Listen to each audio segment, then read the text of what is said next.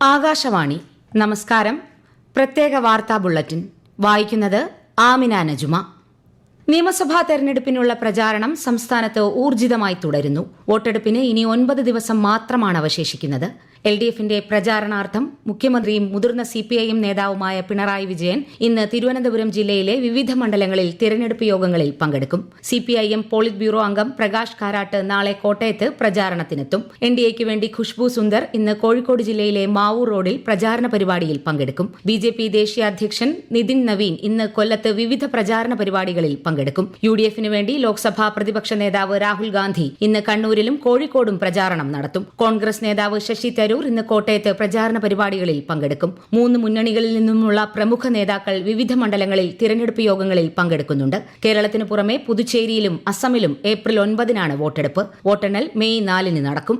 കേന്ദ്രമന്ത്രിയും BJPയുടെ മുതിർന്ന നേതാവുമായ രാജ്നാഥ് സിംഗിന്റെ സന്ദർശനത്തോടനുബന്ധിച്ച് തിരുവനന്തപുരം നഗരത്തിൽ നാളെയും മറ്റന്നാളും ഗതാഗത ക്രമീകരണം ഏർപ്പെടുത്തി. വാഹനങ്ങൾ പാർക്ക് ചെയ്യുന്നതിലും നിയന്ത്രണമുണ്ട്. വിമാനത്താവളത്തിലേക്കും റെയിൽവേ സ്റ്റേഷനിലേക്കും വരുന്ന യാത്രക്കാർ മുൻകൂട്ടി യാത്രകൾ ക്രമീകരിക്കേണ്ടതാണെന്ന് തിരുവനന്തപുരം സിറ്റി ട്രാഫിക് പോലീസ് അറിയിച്ചു. നിയമസഭാ പൊതുതിരഞ്ഞെടുപ്പിനോടനുബന്ധിച്ച് അവശ്യ സർവീസ് വിഭാഗത്തിൽപ്പെട്ട വോട്ടർമാർക്കായി പോസ്റ്റൽ വോട്ടിംഗ് കേന്ദ്രങ്ങളുടെ പട്ടികയും സമയക്രമവും പ്രസിദ്ധീകരിച്ചു. Fire force, excise, KSEB, KSRTC, water authority, railway, BSNL, മാധ്യമങ്ങൾ തുടങ്ങി തിരഞ്ഞെടുപ്പ് കമ്മീഷൻ വിജ്ഞാപനം ചെയ്ത വിവിധ വിഭാഗങ്ങളിലെ ജീവനക്കാർക്കാണ് ഈ സൌകര്യം ലഭിക്കുക. ഇന്നു മുതൽ ഏപ്രിൽ 6 വരെ വോട്ടിംഗ് കേന്ദ്രത്തിൽ നേരിട്ടെത്തി വോട്ട് രേഖപ്പെടുത്താം. തമിഴ്നാട് നിയമസഭാ തിരഞ്ഞെടുപ്പിനും പശ്ചിമബംഗാളിലെ 1ാംഘട്ട തെരഞ്ഞെടുപ്പിനുമുള്ള നാമനിർദ്ദേശ പത്രിക സമർപ്പണം പുരോഗമിക്കുന്നു. തമിഴ്നാട്ടിലെ 234 മണ്ഡലങ്ങളിലും ഏപ്രിൽ 23-ന് ഒറ്റഘട്ടമായിട്ടാണ് വോട്ടെടുപ്പ് നടക്കുന്നത്. പശ്ചിമബംഗാളിൽ 152 മണ്ഡലങ്ങളിലേക്കാണ് 23-ന് വോട്ടെടുപ്പ്. മുതിർന്ന പൌരന്മാർ, ഭിന്നശേഷിക്കാർ, കിടപ്പുരോഗികൾ എന്നിവർക്ക് നിയമസഭാ തെരഞ്ഞെടുപ്പിൽ വോട്ട് രേഖപ്പെടുത്തുന്നതിന് സഹായിക്കുന്ന ഹോം വോട്ടിംഗിന് സംസ്ഥാനത്ത് തുടക്കമായി. ഇന്നലെ 10,922 പേർ ഹോം വോട്ടിംഗ് ചെയ്തതായി തെരഞ്ഞെടുപ്പ് കമ്മീഷൻ അറിയിച്ചു. തെരഞ്ഞെടുപ്പ് കമ്മീഷന്റെ കണക്ക് പ്രകാരം 85 വയസ്സിന് മുകളിലുള്ള 7,561 പേരും ശാരീരിക പരിമിതിയുള്ള 3,361 പേരും വോട്ട് ചെയ്തു. ആകെ 2,07,757 പേരാണ് ഹോം വോട്ടിംഗിനായി അപേക്ഷിച്ചിട്ടുള്ളത്. പ്രായമായവർക്കും അവശരായവർക്കും വേണ്ടിയാണ് സംസ്ഥാനത്ത് ഹോം വോട്ടിംഗ് ഏർപ്പെടുത്തിയിരിക്കുന്നത്. 2027 ജനസംഖ്യാ കണക്കെടുപ്പ് രാജ്യത്ത് നാളെ മുതൽ ആരംഭിക്കും. 2 ഘട്ടങ്ങളിലായാണ് സെൻസസ് നടപ്പാക്കുക.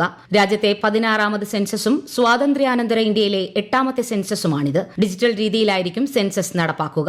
ജാതി സെൻസസ് 2ാം ഘട്ടത്തിലായിരിക്കും നടപ്പാക്കുക.